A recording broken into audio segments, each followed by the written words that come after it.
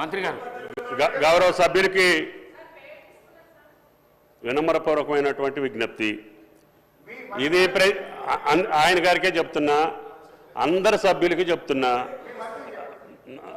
అందరు సభ్యులంటే ఆయన ఉండడండి, ఆయన కూడా ఉంటాడు కదా.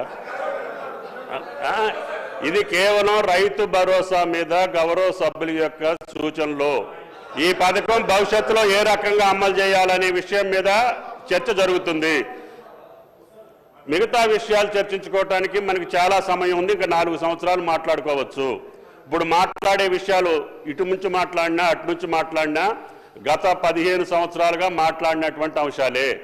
తెలంగాణ రాకముందు ఉన్నటువంటి పరిస్థితి తెలంగాణ ప్రజలకు తెలుసు, వచ్చిన తర్వాత జరిగినటువంటి పరిస్థితులు కూడా తెలంగాణ ప్రజలకు తెలుసు.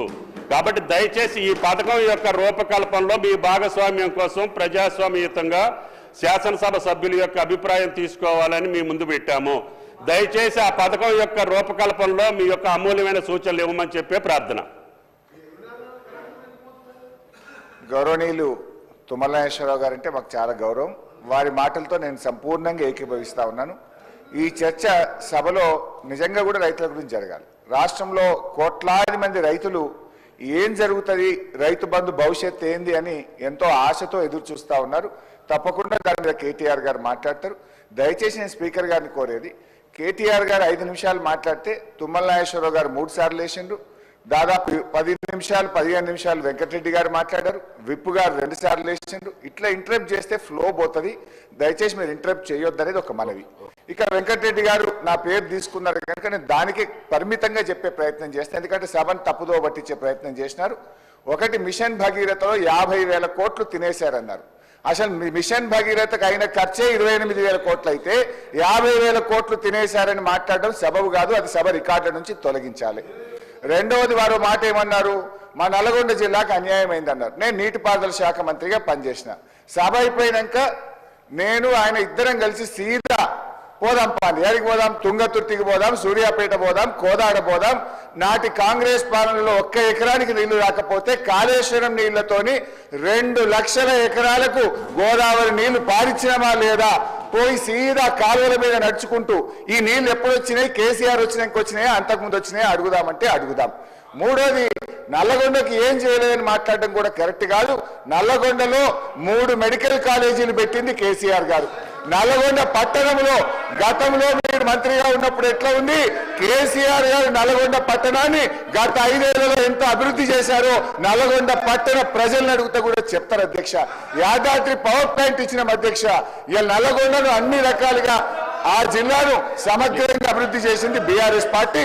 దయచేసి ఇంకా చాలా చెప్పగలుగుతా కానీ చర్చ రైతు బంధు మీద జరగాలి కనుక మీ మీద గౌరవం కొద్దీ మీ సూచన మీద కూర్చుంటున్నాం. దయచేసి డిస్కషన్ రైతు బంధు మీద జరిగే విధంగా కేటీఆర్ గారికి అవకాశం ఇవ్వాలి. చర్చను డైవర్ట్ చేయొద్దని కోరుతున్నాను. మళ్ళీ మాట్లాడదాం మంత్రి గారు ప్లీజ్.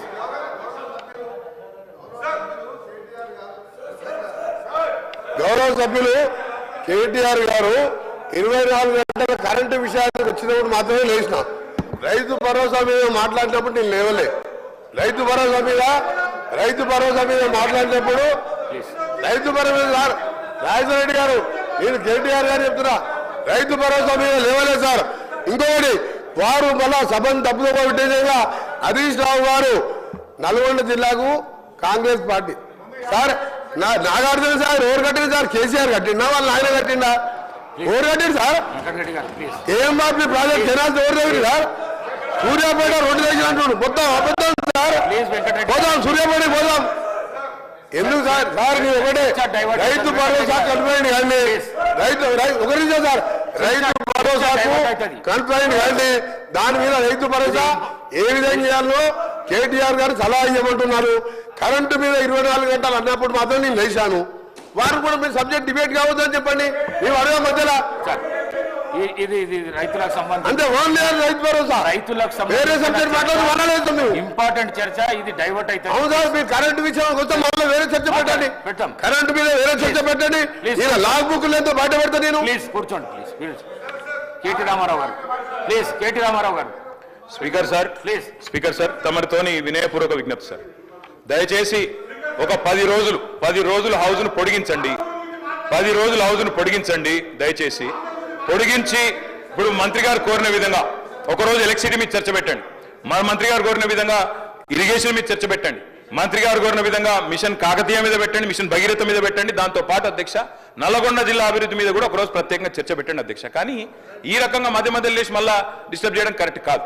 రెండోది అధ్యక్ష, మంత్రి గారి వైఖరి ఎట్లుందంటే వెంకన్న వైఖరి, మా ఇంటికి వస్తే ఏం తెస్తావు, మీ ఇంటికి వస్తే ఏమి ఇస్తావు, అట్లున్నది ఆయన వైఖరి అధ్యక్ష. ఆయననేమో అడగదు అధ్యక్ష, ఆయన ఏమంటారు అధ్యక్ష, నాగార్జున సాగర్ కట్టింది ఎవరు, ఇది కట్టింది ఎవరు, అది కట్టింది ఎవరు, అది చెప్పొచ్చాడు. ఆయనేమో డబ్బా కొట్టుకోవచ్చాడు. కానీ సమైక్యాంధ్రలో అన్యాయం జరిగింది కాబట్టే మళ్ళీ 2014 మీరు మాట్లాడండి.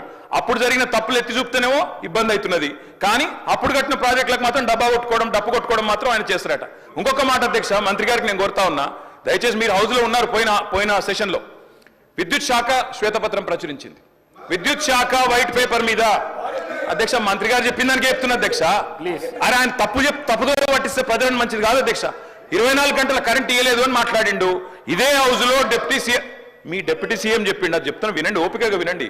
మీ డిప్యూటీ సీఎం గారు ప్రవేశపెట్టిన శ్వేతపత్రంలో నుంచే కోట్ చేస్తున్నా. మీ డిప్యూటీ సీఎం గారే చెప్పిండ్రు, కేసీఆర్ గవర్నమెంట్ లో అత్యధికంగా యావరేజ్ గా 19.2 గంటల కరెంటు, 24 గంటల కరెంటులో యావరేజ్ 19.2 అవర్స్ ఇచ్చినామని చెప్పి మీ డిప్యూటీ సీఎం చెప్పిండ్రు. కాదంటే మీరు పోయి మీ డిప్యూటీ సీఎం తో పంచాయతీ పెట్టుకోండి, ఆయన అటు ఎందుకు చెప్పినా అడుక్కోండి.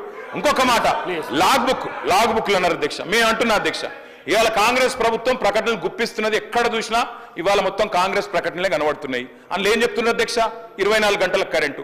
నేను వెంకటరెడ్డి గారిని అడుగుతున్నా, ఈడికెళ్ళి మీ సభ వాయిదా వేయండి అధ్యక్ష, బస్సులు అందరం పోదాం, నల్గొండ జిల్లాకే పోదాం. ఈ రోజు ఏ ఒక్క లాగ్ బుక్ లోనన్నా 24 గంటల కరెంటు వస్తున్నట్టు చూపెడితే మేము మొత్తం శాసనసభాపక్షం రాజీనామా చేస్తామని చెప్పి నేను ఆయన అడుగుతా ఉన్నా అధ్యక్ష. అధ్యక్ష ఇప్పుడు వాళ్ళేమో ప్రచారం చేయొచ్చు, పద్ధతి కాదు అధ్యక్ష. మాట్లాడుతుంది ఒకటి, వారు ఇంకొకటి చెప్తా ఉన్నారు. ఇంకొక మాట అధ్యక్ష, ఇంకొక మాట అధ్యక్ష, ఇంకొక మాట మంత్రి గారు నేను కోరుతా, అన్నదాతల గురించి మాట్లాడుతున్నా, అన్నదాతల గురించే మాట్లాడుతున్నా సార్, అన్నదాతల గురించి మాట్లాడుతున్నా. మంత్రి గారు తప్పకుండా ఈ విషయం తెలుసుకోవాలి, ముఖ్యంగా నల్గొండ జిల్లా మంత్రి గారు.